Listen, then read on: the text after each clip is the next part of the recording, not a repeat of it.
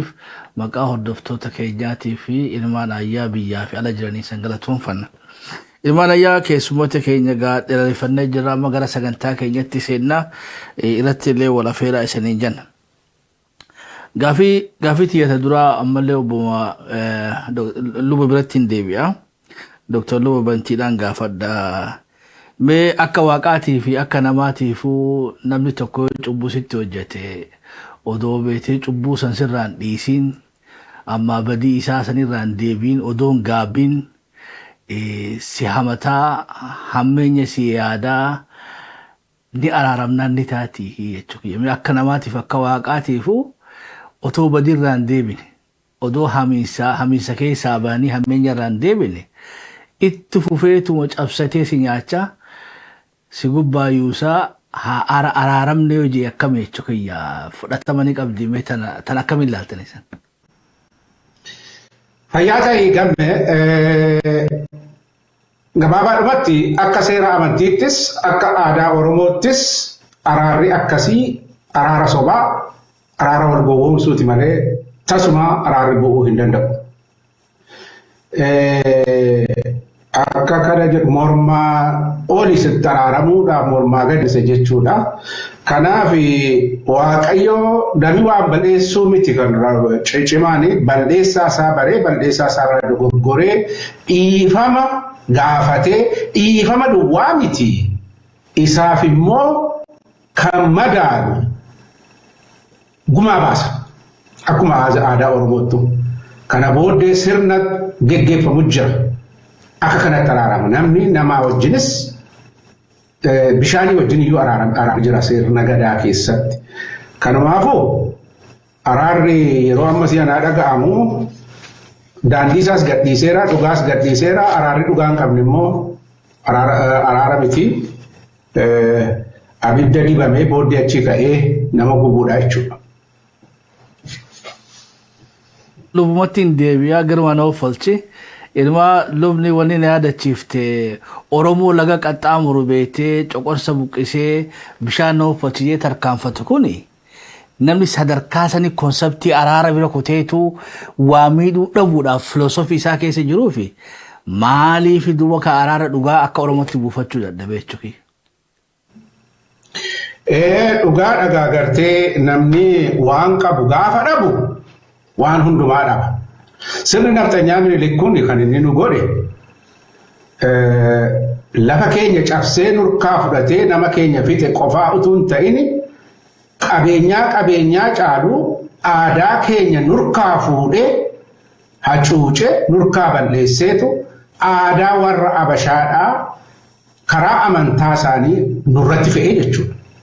Faallaa isa nu beennuudhaa akka humnaan fudhannu godhanii jechuudha. Kanaan kan ka'e Oromoon duudhaa isaan dhabe, aadaa isaan dhabe, afaan isaan dhabe, waan qabu hundumaas gaafa dhabu hin irraanfate jechuudha. Warri amma yeroo ammaa waa'ee aadaa haasa'anii aadaan Oromoodhaa sammuu isaanii keessa hin jiru. Abbaa gadaa dabalatee iyyuu waa'ee isaa kitaabarraa dubbisuu danda'a garuu sammuunsaa sirna naftanyaatiin guuteera jechuudha. Isa sana qorqalbii isaa qabee jira. Qorqalbiin sun keessaa hamma hin bayinitti qaamaan Oromoo ta'ee dhalachuu danda'a. Afaan Oromoo perfect haasa'uu danda'a. Keessi isaa garuu garbummaa naftanyaa qabee jira waan ta'eef isa nu jennu kana hin haasa'a malee hin hojjeta itti jiraatamti jechuudha. Waa'ee araaraas waa'ee aadaas. Gaafa aadaa keenya dhabne waan hundumaa dhabne jechuudha. Aadaa keenya walitti nu qaba. Aadaan keenya qabeenyaa keenya ni tissa. Eenyummaa keenyaan boonnee akka jiraannu nu godha. Gaafa rakkoon dhala tokko walii birmannu nu godha. Isa nurkaa fudhatan agartee isa nurkaa bal'eessan. Kanaaf rakkoonsa. Ayyolkoodha. Dr. Girmaa isa dhumaa irra dabalatamee sabni kun saba beetee waaqni beetee akkasumas taadhiifnu lafarratti dhumaatu namni beetee araara invanti godhe Oromoo jennee nu ta'a jechuudha. Namni Oromoo araara beeku hin jiru, namni Oromoo nagaa beeku illee hin jiru jechuudha. Gaafa kaleessa gadaa keessa ture. Arra faallaa deemaan jiru jechuudha. Akka nama takkaatu araara dhageenii hin fakkaannu jechuudha. Nuufi araarri ifiifuu warra waliin beeyne beetee baay'itawaarii hottee duudaan baanu san hin fakkaatu jechuudha. Yaada sirriidha. Wannummaanuu impaayera sanii wal nu dhabsiise tokko kanaadha. Maali jennaan Oromoon dhugaa waaqaaf lafatti amana. Araarris kan bu'u gaafa dhugaan bahee. Yoo dhugaan hin bahin garuu namni etuu shira sitti shiruu etuu si ajjeesuuf deemu araaraan araarama jechuun santu dhugaa dhabuu san soba santuu wal nu lolchiise jechuudha. Yoo argitee namni dhugaa laafi waaqatti amanee dhugumaan nagaa kan barbaadu ta'e san hunda keessaa bahee raawwateet dhugaa waaqatti amaneet ofiifis immoo ofitti amanee gara nagaa fiduutti deema jechuudha. So wannummaan Oromoon impaayera Minilik sanii gaafa Oromoon sirna gita bittaa san jalatti bu'ee jalqabee wannummaan Oromoon gaafatu tokko isa kana jechuudha. Maal jechuudha? Hannum hatu yookaan immoo shiraan waan hin taane tokko dalaguu yookaan immoo anumatu jira yookaan immoo saamuu wantoota akkasii sanirraa fagaatee dhugumaan dhugaa rabbiitiin akkuma Oromoonuu isinuu sila jettan saniin yoo kan deemamu ta'e dhugaan baanan sun hin dhufa jechuudha. Yoo akkas hin ta'in garuu si'a meeqa arginee jirra impaayerri sun akkamitti akka ishiin sirna ofii sababeeffattee sirnaan daheeffattee akkamitti akka Oromoo sobaan fuutee raawwattee akka ishiin cabsitu arginee jirra jechuudha. So kanumaafuu wannummaan Oromoo fi impaayera san wal dhabsiise tokko keessa'uu isa kana jechuudha dubbii ijoon. Ayo Dr. Girma Olfadda me gara Bobanti Dr. Bantitti gande Luba Bantitti amma oggaa kanatti haasoftan amma haasofnu warra nagaa jibbeellee godhanii san cubbeessuun isaanii ni mala jechuudha. Sababa jarri kun nagaa hin jaallatu. Oromoo lamaatu kan gale kanaa fi kan araarame kana maaliif waanyanii maaliif nagaa didanii jarri kun warra faallaa nagaa deemu fa'aa isaanii jechuun mala jechuudha. Moowwanni meegaa kan akkamitti deebiftaniif moowwanni san jechaa jirtan araara ammaan dura agarreerraa jiillee jechaa jirtanii beektaa harka muraa fi harma muraa anuulee yoo fudhanne koottaanii araaramna jeetti harmee teenya harma muree abbootii teenya harka muree jechuudha. Araara jee Jeneraal Taaddasaa Birruu fannise jechuudha. Araara jeetti hagarii tulluu qabee obboleeyyan isaa sadeen wajjin fannise. Araara irraa milkoofne hin qabnu jechuudha. Irra guddaa seenaa track history Itoophiyaa kan laallu taane. Mee warra beektee hoggaa kana haasoftan araara dura dhaabbattanii biyya alaa teessaniitiin nageen feetanii fi fagoo teessanii akka wal nyaannu akka wal fixnu barbaaddanii isan farra nagaatti warra saniin juuf maal deebiftan Luba Banti. Egaa warri nama hammeessu nama faarsu diinni yoo si arrabse homaa miti.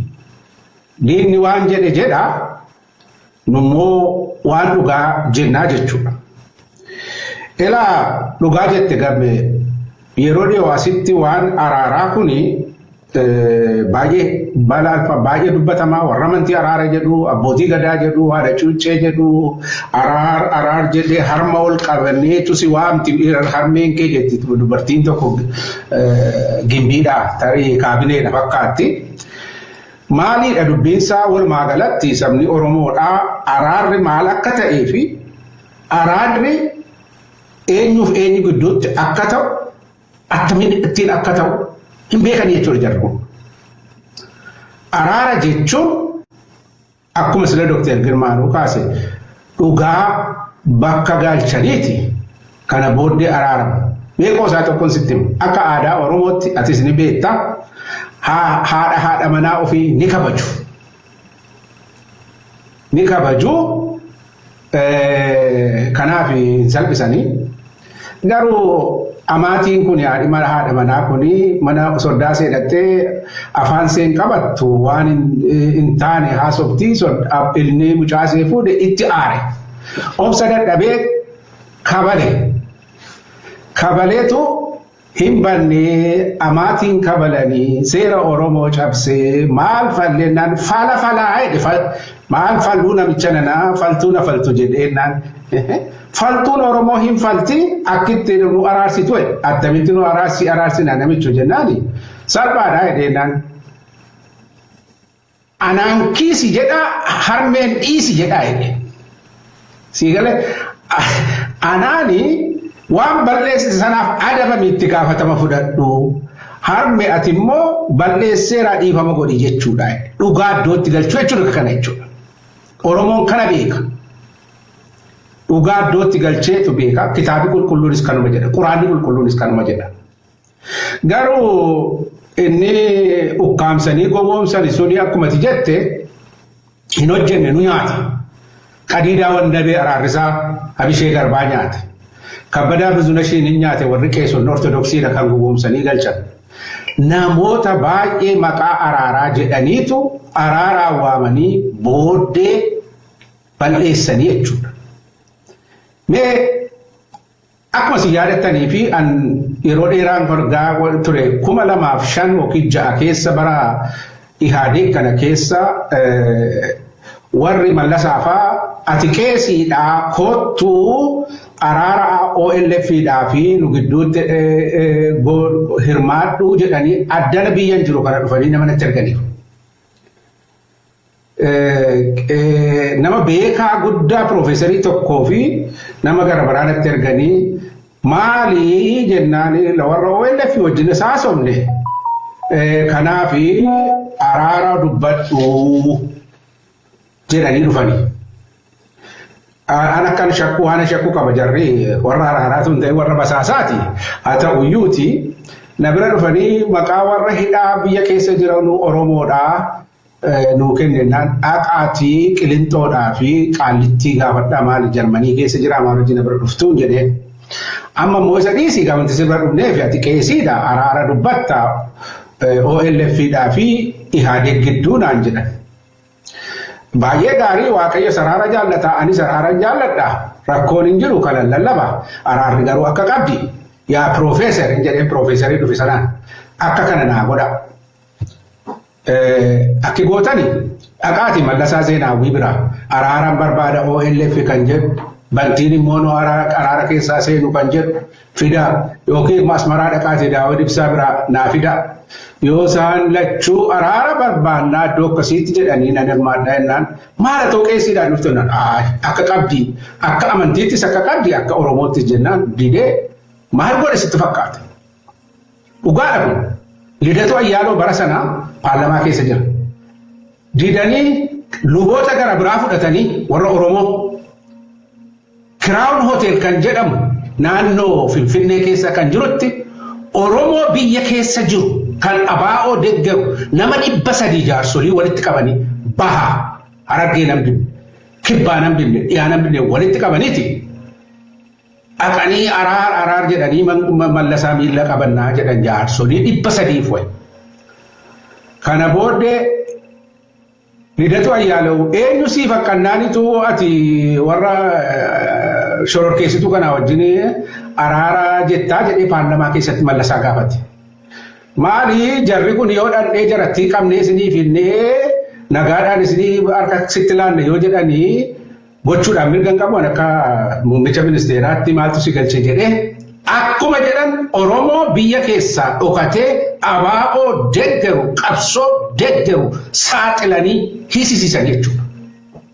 Agartee abshaalummaan gamnummaan barbaachisaa. Kun waan Kiraawun Hooteelitti ta'ee luboonni geessanii Mallasaa harka qabsiisanii maal gootanii dhuftan jennaan Mallasaan kanan beeku Oromoon dhumu kanan beeku waan tokkoon beeku jedhanii jechuudha. Akka kana hojjetan araara maqaa araaraatiin. 2018 Jawaariif Obbo Baqqalaan waan godhan hin beektu. Araara jedhanii abbaa gadaa alangaa baatanii dhaqanii ijoollee 800 qaqqaanii fidanii nututti ofii dhama jedhanii nyaachisanii jechuudha. Hamma irraallee gaaffii jedhanii immoo dubbatan yeroo adda addaa. Gaabbuutu isaa irra ture sammuu isaaniitti. 300 qaqqaaliin Liberation Frontii waraana 800 garuu galee Dinaraasfaa magaalaa Bishooftuu keessatti dammallaashfaan qaxaqqaxanii ajjeesisiisan jechuudha. Itti aanaa marroo kan ture. Ilaa agartanii kan duraa duwwaa kan